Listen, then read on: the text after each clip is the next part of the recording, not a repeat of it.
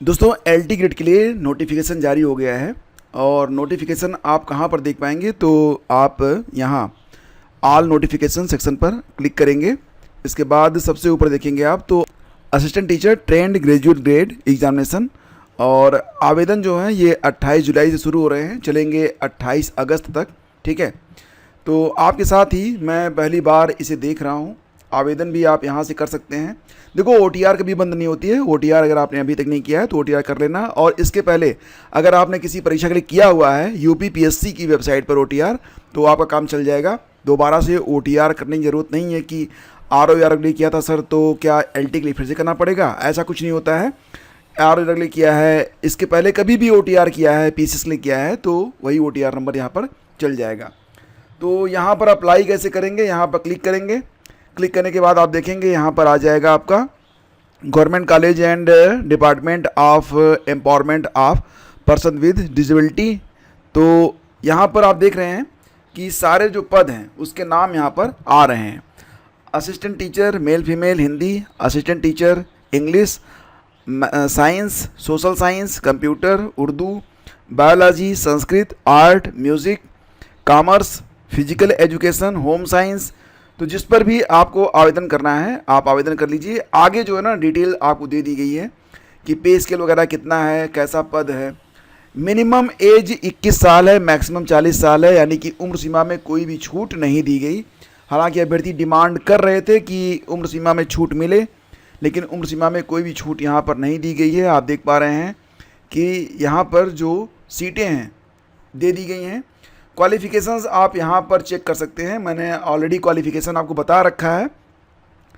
अब यहाँ पर अप्लाई करना होगा तो जिस सब्जेक्ट के साथ आपको अप्लाई करना है, मान लेते हैं कि आप हिंदी के साथ अप्लाई करना चाहते हैं एलटी ग्रेड में, तो ऑथेंटिकेट विद ओटीआर पर आप ऐसे क्लिक कर दीजिएगा। फिर यहाँ पर आपको ऑथेंटिकेट विद ओटीआर सर्वर ऐसे क्लिक करना पड़ेगा। Have you completed your OTR registration, yes ऐसे कर देंगे। गो पर क्लिक करेंगे, ओटीआर नंबर डालेंगे, प्रोसीड करेंगे और फिर ये आपके पास ऑप्शन स्टार्ट हो जाएगा। ठीक है, तो सारी बातें यहाँ पर मैंने आपको बताई। अब नोटिफिकेशन देख लेते हैं, मेन जो चीज़ें हैं वो देख लेते हैं। नोटिफिकेशन यहाँ पर आपको मिल जाएगा, व्यू एडवर्टीजमेंट क्लिक करेंगे तो यहाँ पर आप इंग्लिश पीडीएफ, हिंदी पीडीएफ सब कुछ और सैम्पल भी आपको देखने को मिल जाएगा। तो हम हिंदी पीडीएफ लेते हैं, तो हिंदी पीडीएफ यहाँ पर ओपन हो रही है, आप देख पा रहे हैं, और ये रहा हिंदी पीडीएफ। अब इसमें जो महत्वपूर्ण बातें हैं आपको बताता हूँ। बिल्कुल शुरू से शुरू करते हैं। जैसे कि ऑनलाइन आवेदन इसमें दिया गया है 28 अगस्त तक आप इसमें आवेदन कर सकते हैं। 28 जुलाई यानी कि आज से आवेदन की प्रक्रिया स्टार्ट है। फीस आप 4 सितंबर तक जमा कर सकते हैं। समझ गए आप। ओटीआर करना आपके लिए मस्ट है, ओटीआर कर लीजिएगा, उसके बाद ही यहाँ पर आवेदन आप कर पाएंगे। ठीक है, उसके बाद यहाँ पर देखते हैं जो विशेष चीज़ें हैं। आवेदन शुल्क कितना दिया गया है तो आप यहाँ पर देखेंगे तो आवेदन शुल्क कितना है, ज़्यादा नहीं है, मात्र 125 रुपये मैक्सिमम है। मैक्सिमम का मतलब समझ रहे हैं ना, मैक्सिमम का मतलब आपका हो जाता है कि यहाँ पर सबसे अधिक यही लगेगा। जैसे कि अगर आप अनरक्षित हैं, आर्थिक रूप से पिछड़े वर्ग हैं, अन्य पिछड़ा वर्ग हैं, तो बाकी जो है आप देख पा रहे हैं कि SC ST को 65 रुपये, दिव्यांगजन को 25 रुपये, भूतपूर्व सैनिक को भी 65 रुपये फीस आपको देनी है। रिक्तियों की संख्या कितनी है, 7466 रिक्तियाँ यहाँ पर हैं, वही जो कि पहले से आपको पता है। इसमें पुरुषों के लिए कितनी रिक्तियाँ हैं तो थोड़ा सा इसे जूम कर लें ताकि आप अच्छे से देख पाएँ। तो पुरुषों के लिए जो रिक्तियों की संख्या है आप देखें यहाँ पर कितनी है, 4860 रिक्तियाँ पुरुषों के लिए। महिलाओं के लिए सेम वही है, 2525 पद हैं, कुल 81 पद यहाँ पर हैं। ठीक है, और पद की प्रकृति कितनी है, वेतनमान 44,900 से लेकर 1,42,400, ग्रेड वेतन है 4600, लेवल 7। आरक्षण मिलेगा जो लोग यूपी के निवासी हैं। अगर यूपी के आप रहने वाले हैं, SC हैं, ST हैं, OBC हैं, EWS हैं, तो आपको यहाँ पर छूट मिलेगी। ठीक है, मेन बातें मैं आपको बता देता हूँ ताकि आपको कोई कन्फ्यूजन ना हो। नेक्स्ट आगे बढ़ते हैं। यहाँ पर देखिए, उत्तर प्रदेश के किसी भी आरक्षित श्रेणी में आने वाले अभ्यर्थी यदि आरक्षण का लाभ चाहते हैं तो ओटीआर से संबंधित अपने स्तर में अपना जो श्रेणी है, उप श्रेणी है, उसको आप अंकित कर दें। तो सारी चीज़ें यहाँ पर है। और आयु सीमा में छूट का लाभ चाहने वाले अभ्यर्थी संबंधित आरक्षित श्रेणी के समर्थन में इस विस्तृत विज्ञापन के परिशिष्ट 1 पर, लास्ट में आपको दिया गया है परिशिष्ट 1, उस पर उपलब्ध निर्धारित प्रारूप पर समक्ष अधिकारी द्वारा, जो सक्षम अधिकारी होते हैं, समक्ष लिखा गया है, जारी प्रमाण पत्र प्राप्त कर लें। ठीक है, सारी बातें क्लियर। अब नेक्स्ट यहाँ पर महिलाओं के लिए क्या है। महिलाओं के लिए कि महिला अभ्यर्थियों के मामले में पिता पक्ष से निर्गत जाति प्रमाण पत्र ही मान्य होंगे। ठीक है। वैवाहिक परिस्थिति क्या है कि ऐसे विवाहित पुरुष अभ्यर्थी जिनकी एक से अधिक जीवित पत्नी हो तथा महिला अभ्यर्थी जिन्होंने किसी ऐसे व्यक्ति से विवाह किया है जिसकी पहले से ही एक पत्नी हो, पात्र नहीं होंगे। तो विवाह वाली कंडीशन तो पहले से ही है, अभी भी है। शैक्षिक अर्हता यहाँ पर देख लेते हैं, ये इंपॉर्टेंट हो रहा है आपके लिए। हिंदी के लिए मैंने बताया था आपको, पुनः देख लेते हैं। हिंदी के लिए ज़्यादा कुछ नहीं है यहाँ पर। हिंदी के लिए कह रहे हैं कि हिंदी में एक विषय के रूप में हिंदी स्नातक और एक विषय के रूप में संस्कृत के साथ इंटरमीडिएट अथवा उत्तर प्रदेश संस्कृत शिक्षा परिषद से उत्तर मध्यमा परीक्षा उत्तीर्ण और बीएड आपसे यहाँ पर मांगा गया है। बाकी अंग्रेजी के लिए भी वही है। अब यहाँ पर देखो 2 साल भी है तो भी चल जाएगा, क्योंकि यहाँ पर 3 साल की कंडीशन नहीं रखी गई है। स्नातक में आपका होना चाहिए बस। ठीक है। आप देखिए यहाँ पर अंग्रेजी में क्या दिया गया है कि अंग्रेजी साहित्य के साथ स्नातक और बीएड होना चाहिए। गणित में भी सेम कंडीशन है कि गणित के साथ स्नातक और बीएड होना चाहिए। विज्ञान में भी वही है कि भौतिक विज्ञान और रसायन विज्ञान के साथ स्नातक और बीएड होना चाहिए।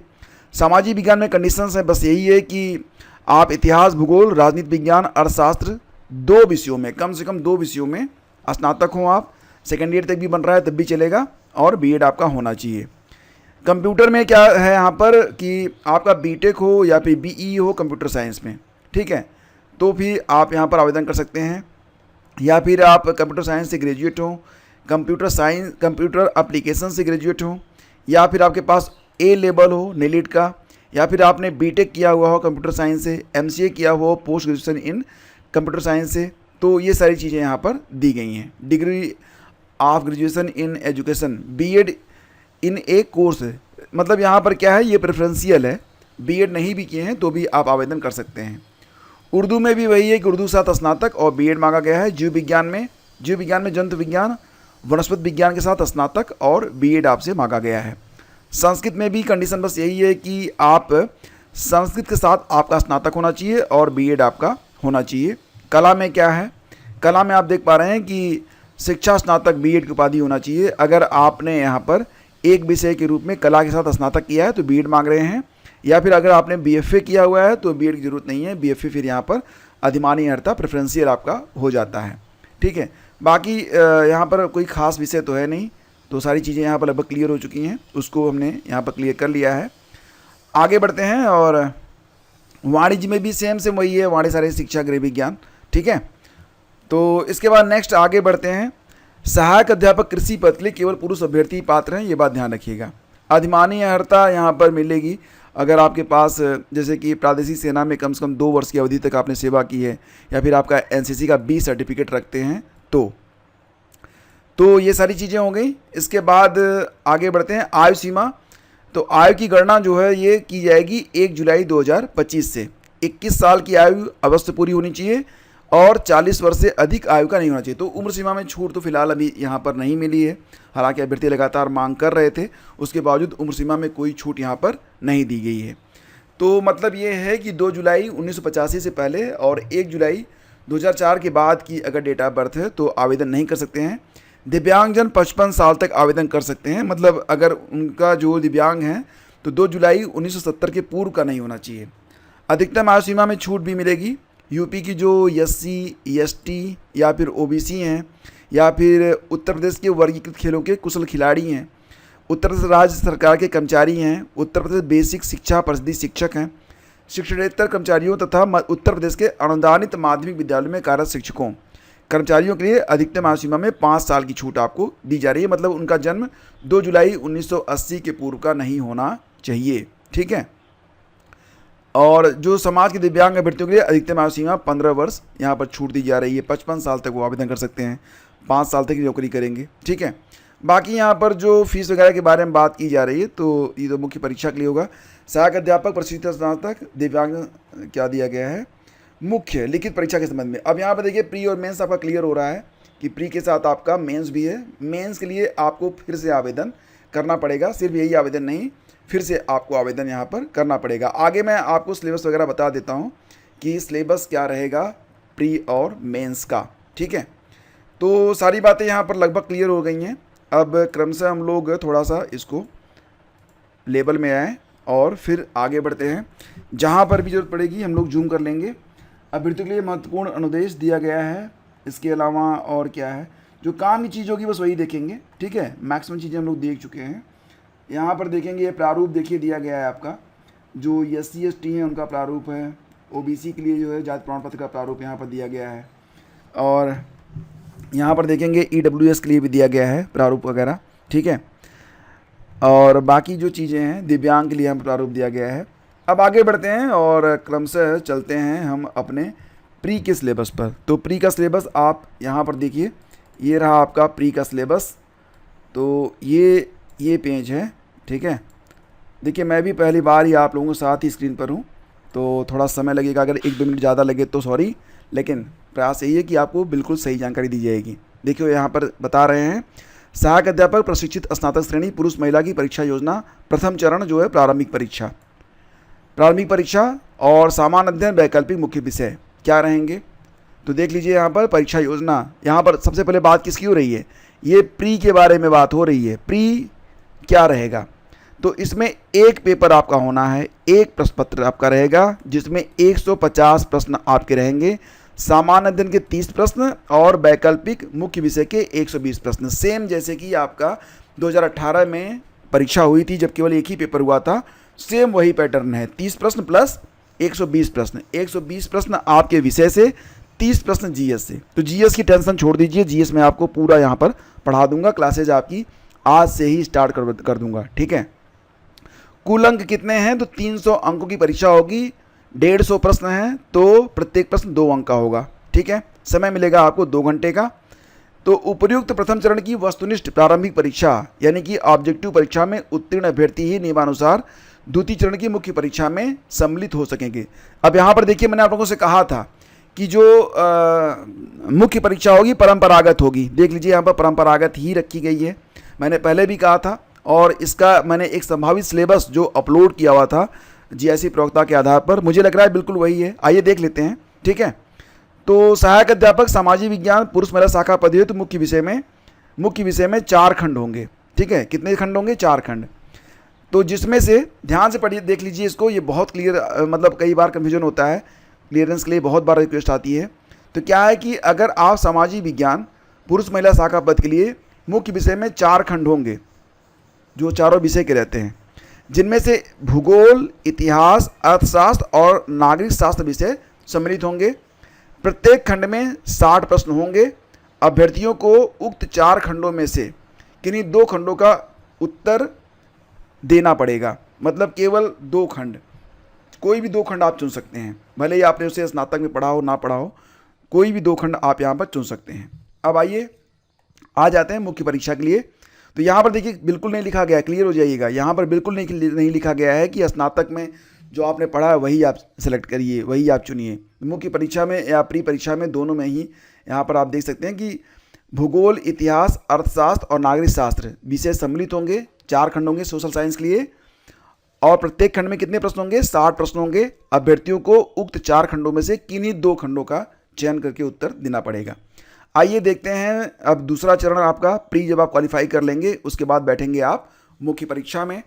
मुख्य परीक्षा में लगभग 13 गुना लोगों को बुलाया जाएगा सीटों के सापेक्ष। तो यहाँ पर वैकल्पिक मुख्य विषय, ठीक है, देख लेते हैं। तो परीक्षा योजना क्या रहेगी, मुख्य परीक्षा परंपरागत होगी यानी कि रिटन में होगी। तो रिटन मतलब लिखने का प्रयास करिए। बहुत सारे लोग तो लिखना ही भूल चुके हैं, जब आप कॉलेज छोड़ देते हैं तो आजकल लोग मोबाइल पे टाइप करना ज़्यादा तेज़ करते हैं, लिख नहीं पाते हैं। तो लिखने का शुरू से अब आप अभ्यास करें, अदरवाइज आगे दिक्कत होगी। तो पेपर यहाँ पर एक ही होना है, जिसमें प्रश्नों की संख्या रहेगी कितनी, 20 प्रश्न आपके होंगे। ठीक है, कुल अंक कितना होगा, 200 अंकों की परीक्षा होगी। और ये जो कुल अंक हैं ये 80 + 120। तो यहाँ पर आप देख रहे हैं प्रश्नों की संख्या कितनी है, 20, 10 धन 10। इसमें जो पहले 10 हैं उसके लिए 80, बाकी के लिए 120। मतलब पहले 10 प्रश्न 80 अंक देंगे, बाकी के जो 10 प्रश्न होंगे वो 120 अंक होंगे। इस प्रकार से 200 अंकों की आपकी यहाँ पर परीक्षा होगी। और समय मिलेगा आपको कितना, 3 घंटे का आपको समय यहाँ पर मिलेगा। परीक्षा योजना देखते हैं। तो उक्त पाठ्यक्रम के आधार पर वैकल्पिक यानी कि मुख्य विषयों के प्रश्न पत्रों की रचना हेतु प्रश्न पत्रों के स्वरूप एवं अंकों का विभाजन कैसे होगा। तो मुख्य परीक्षा के प्रश्न पत्र में सभी प्रश्न अनिवार्य होंगे, सभी प्रश्न अनिवार्य होंगे। वे 2 खंडों में विभाजित रहेंगे। प्रश्नों की कुल संख्या खंडवार निम्नलिखित होगी। जैसे कि मैंने आपको बताया था, कुल 20 प्रश्न होंगे। खंड अ में 10 प्रश्न होंगे, खंड ब में आपके 10 प्रश्न होंगे। खंड अ 80 नंबर का, खंड ब 120 नंबर का रहेगा। ठीक है। अब यहाँ पर देखिए, जो खंड अ के 10 प्रश्न होंगे वो लघु उत्तरीय प्रश्न होंगे, जिसमें उत्तरों की सीमा कितनी होगी, 125 शब्द होगी। यहाँ प्रत्येक प्रश्न जो होगा वो 8 अंक का रहेगा। और जो दूसरा खंड होगा उसमें 10 प्रश्न होंगे, दीर्घ उत्तरीय प्रश्न होंगे, उत्तरों की सीमा आपको 200 शब्दों की रहेगी। यहाँ पर प्रत्येक प्रश्न आपको 12 अंक का होगा। तो खंड अ 8 अंक का प्रत्येक प्रश्न, खंड ब में 12 अंक का प्रत्येक प्रश्न, और दोनों में ही 10-10 प्रश्न आपको करने पड़ेंगे। कुल 20 प्रश्न आपको करने पड़ेंगे। कोई भी प्रश्न आपको छोड़ना नहीं है, कोई ऑप्शन नहीं होगा। सारा पेपर आपके लिए कंपलसरी है। 3 घंटे का केवल एक पेपर यहाँ पर करवाया जा रहा है। हाँ, यहाँ पर जैसे कि जीएससी प्रयोक्ता में आपका निबंध वगैरह का लफड़ा था, वो यहाँ पर नहीं है। ठीक है। अब ये वाला जो आप देख रहे हैं ना, ये 2 नंबर पर है। ये जो 85 पद आए हुए हैं दिव्यांग के लिए, उनके लिए है। तो उनके लिए किस प्रकार से पेपर रहेगा वो यहाँ पर दिया गया है, आप अपनी स्क्रीन पर इसे देख सकते हैं। तो दिव्यांग जन के लिए जो पेपर होगा उसे आप स्क्रीन पर देख लीजिए। अब इसे भी डिस्कस करेंगे ना तो बहुत सारे लोग कंफ्यूज हो जाएंगे, इसको हम अलग से डिस्कस कर लेंगे एक अलग वीडियो में। ठीक है। इसके बाद आप देखेंगे, अब यहाँ पर जो विषयवार आपको जो है सिलेबस है वो भी दे दिया गया है नोटिफिकेशन में। नोटिफिकेशन आपको मैंने बताया था कि आप ऑफिशियल वेबसाइट पर जाकर ले सकते हैं, या फिर आप इसे जो है, जो हमारा टेलीग्राम चैनल है उस पर भी जाकर इसे डाउनलोड कर सकते हैं। तो दोस्तों, ये नोटिफिकेशन जारी हो चुका है, आवेदन की प्रक्रिया स्टार्ट हो चुकी है। अगर किसी भी चीज़ में आपको अभी भी दिक्कत आ रही है तो आप जो है बिल्कुल कमेंट कर सकते हैं, और डिटेल में मैं आपको यहाँ पर जो सिलेबस है, अभी तो मैंने आपको बताया था कि किस प्रकार से है, तो सिलेबस डिटेल में भी हम डिस्कस करेंगे, जैसे कि प्री में क्या क्या है। तो वीडियो को थोड़ा सा समराइज़ कर लेते हैं। जैसे कि आपको सबसे महत्वपूर्ण यहाँ पर मैं आपको बताता हूँ प्री और मेंस के बारे में फिर से। तो प्री में आप देख पा रहे हैं, प्री जो है केवल एक पेपर रहेगा। इसमें 30 प्रश्न जीएस के रहेंगे, बाकी 120 प्रश्न आपके विषय के रहेंगे। कुल 300 अंकों की परीक्षा होगी, 2 घंटे का समय आपको यहाँ पर मिलेगा। मेंस में केवल आपका विषय ही रहेगा, इसमें जीएस नहीं होगा। तो केवल आपका विषय है जिसमें 2 खंड रहेंगे, खंड अ खंड ब। कुल 20 प्रश्न होंगे, ये आपके विषय से संबंधित रहेंगे, और सिर्फ विषयों से ही संबंधित आपके यहाँ पर प्रश्न होंगे, और उसी का उत्तर आपको रिटन लिखित में आपको देना पड़ेगा। अब यहाँ पर जीएस में क्या क्या है आइए आपको बताते हैं। प्री परीक्षा में जो आपका सामान्य अध्ययन है उसका पाठ्यक्रम इस प्रकार से है, आप देख लीजिए। भारत का इतिहास एवं भारतीय राष्ट्रीय आंदोलन है, भारत एवं विश्व का भूगोल है, भारत एवं विश्व का भौतिक सामाजिक और आर्थिक भूगोल है, भारतीय राजनीति एवं शासन, संविधान, राजनीतिक व्यवस्था, पंचायती राज, लोकनीति और आधिकारिक मुद्दे आदि, और भारतीय अर्थव्यवस्था एवं सामाजिक विकास पर आधारित आपके प्रश्न होंगे। राष्ट्रीय और अंतर्राष्ट्रीय महत्व की समसामयिक घटनाएं यानी कि करंट अफेयर भी यहाँ पर होगा। भारतीय कृषि से संबंधित प्रश्न होंगे, सामान्य विज्ञान और प्रारंभिक गणित हाई स्कूल स्तर तक आपसे पूछी जाएगी। तो अभ्यर्थियों से अपेक्षित होगा कि यूपी के विशेष परिप्रेक्ष्य में उपयुक्त विषयों का उन्हें सामान्य परिचय हो। तो दोस्तों, ये सारी चीज़ें हैं। आपका ये प्री का सिलेबस आपको मैंने बता दिया था सामान्य अध्ययन का। बाकी आपका जो विषय है उसका सिलेबस अगर आप जानना चाहते हैं तो नोटिफिकेशन में दिया गया है, अपने विषय का सिलेबस आप देख लीजिएगा। डायरेक्ट अगर आप पहुंचना चाहते हैं इस नोटिफिकेशन तक तो आप पहला कमेंट चेक कर लीजिएगा, आपको नोटिफिकेशन का लिंक मिल जाएगा, वहां पर जाकर आप इसे प्राप्त कर सकते हैं, डाउनलोड कर सकते हैं। आइए फाइनली जो है ना सीटों की संख्या देख लेते हैं।